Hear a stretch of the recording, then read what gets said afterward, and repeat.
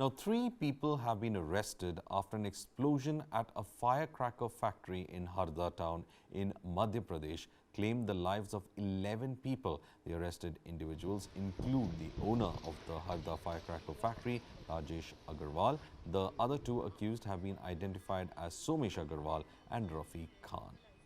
Agarwal was arrested while he was trying to escape in his car. The accused has been booked under Section 304 for culpable homicide, not amounting to murder, 308 attempt to commit culpable homicide, and 34 acts done by several persons in furtherance of common intention of the Indian Penal Code. Along with Section 3 of the Explosive Substances Act, the explosion left over 170 people injured.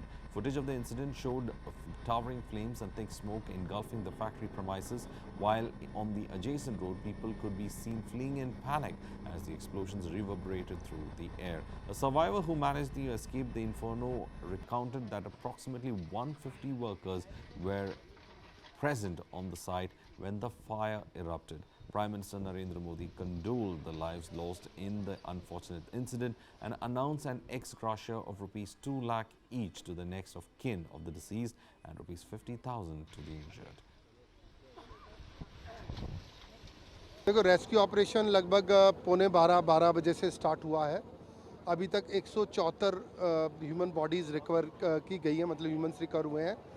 140 हमारे जिला अस्पताल में है और बाकी 34 लोगों को भोपाल और होशंगाबाद रेफ़र किया गया है।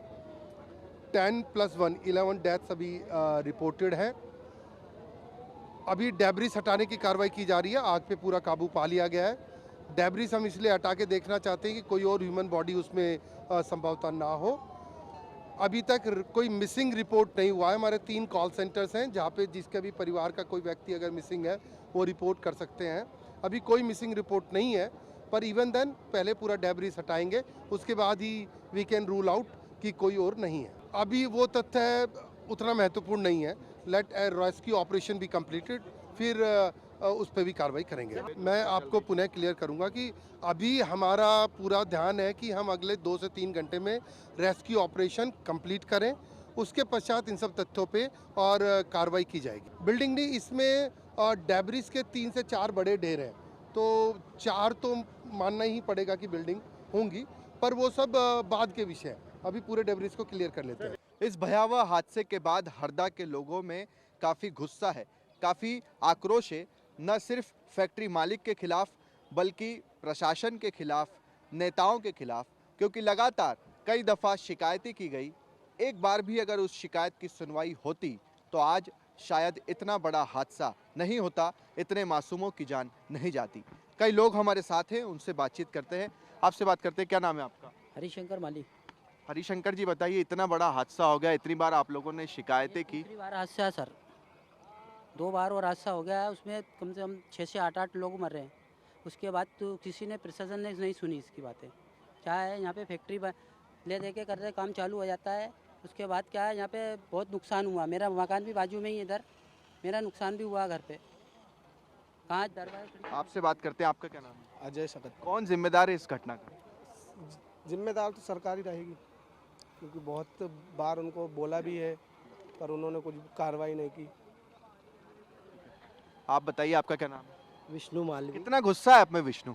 बहुत ज़्यादा गुस्सा है, क्योंकि ये जब भी कोई ऐसा कांड होता है, कोई हादसा होता है, तो हमेशा मरता इंसान है। प्रशासन और जो भी मालिक होता है इस तरह की फैक्ट्री चलाने वाला, अवैध धंधे करने वाला, उसका नुकसान नहीं होता है, हमेशा मजदूर ही मरता है। और इन तरह के हादसों के लिए सरकार, प्रशासन पूरी तरह से जिम्मेदार है।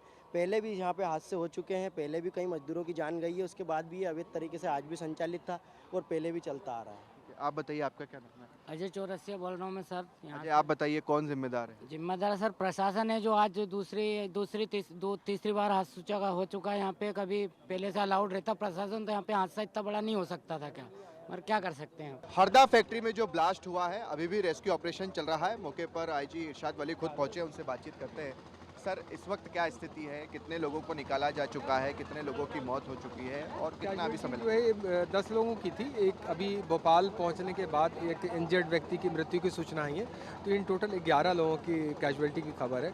और जो घायल हैं उनमें से ज़्यादातर लोग डिस्चार्ज हो गए हैं। कुछ लोगों को भोपाल रेफ़र किया गया है, कुछ को नर्मदापुरम रेफ़र किया गया है। तो लगातार जो है वहाँ पे ज़िला प्रशासन के लोग भी उनको मॉनिटर कर रहे हैं और अभी ऐसी और कोई सूचना नहीं है कि कैजुअलिटी किसी प्रकार से बढ़े। जो मौका है उसको हम लोग लगातार मॉनिटर कर रहे हैं कि इस एरिया को पहले क्लियर कर लेंगे। तो चूँकि आसपास कोई रिहायशी एरिया है वहाँ पे किसी तरह से और कोई कैजुअलिटी ना हो, क्योंकि कुछ वॉलंटियर्स जो हैं वो अति उत्साह में आत्मक्षति ना कर लें, इसलिए उसको रात भर मॉनिटर कर करके हम प्रयास में हैं कि पूरी तरह से क्लियर करें। इस फैक्ट्री को लेकर कई तरह के सवाल उठ रहे हैं सर कि ये अवैध फैक्ट्री है, इस तरह से रिहायशी इलाके में ये फैक्ट्री है, इसको लेकर शिकायतें भी की गई थी, कितनी सच्चाई? वो लाइसेंसेस जो हैं अभी तक जो पता है और कि उनको जो है वो वैध लाइसेंस हैं इनके, बट वो शर्तों का निश्चित तौर पे उल्लंघन किया होगा तभी इतनी गंभीर घटना हुई है। तो वो सारी चीज़ें अनुसंधान का पार्ट है। होपफुली एक बार हम इस एरिया को क्लियर कर लेते हैं, फिर ये बताने की परिस्थिति में होंगे कि क्या उल्लंघन किया। अभी किस पर एफआईआर दर्ज हुई है, किन धाराओं में हुई?